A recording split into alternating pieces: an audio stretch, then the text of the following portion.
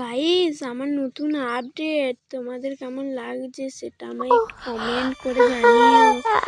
আর আমি তোমাদের প্রতিদিন ভিডিও ছাড়বো, তোমরা কিন্তু দেখবে। হ্যাঁ, তোমার বার্তা ছিল।